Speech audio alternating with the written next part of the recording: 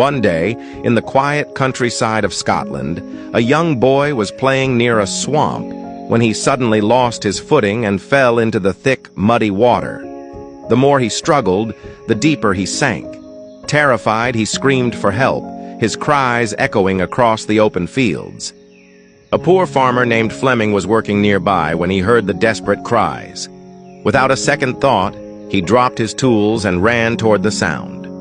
As he reached the edge of the swamp, he saw the child flailing, barely able to keep his head above the water.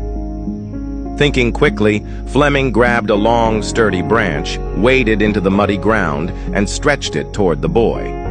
With great effort and at the risk of his own life, he managed to pull the child to safety. Exhausted but relieved, he helped the boy to his feet and sent him home.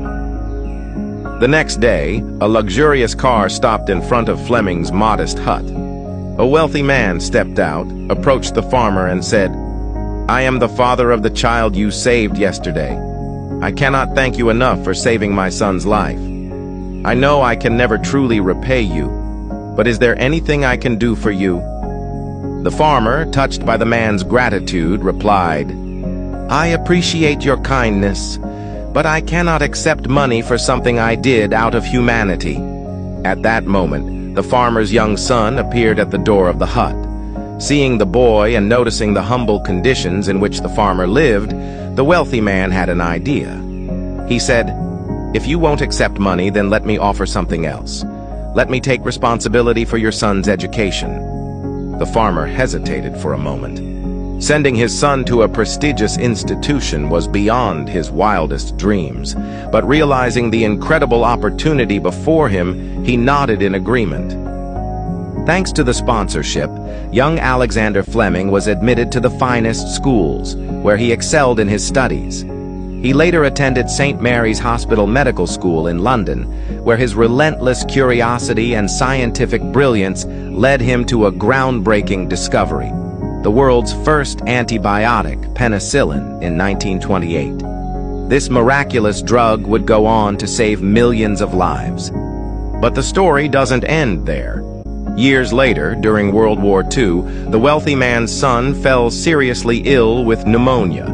His condition was critical, and his survival seemed uncertain. He was treated with penicillin, the very drug discovered by none other than Sir Alexander Fleming. That wealthy man's son was none other than Winston Churchill, who later became the Prime Minister of Britain twice. This story is a powerful reminder that kindness has a way of coming full circle. A selfless act, done without expectation of reward, can return in ways one could never imagine. Do good for others, not for recognition, but because it is the right thing to do. One day that kindness may find its way back to you in the most extraordinary way. If you believe that good deeds always come back in some way, then comment, "Karma is real," and share this story with your friends. Stay blessed.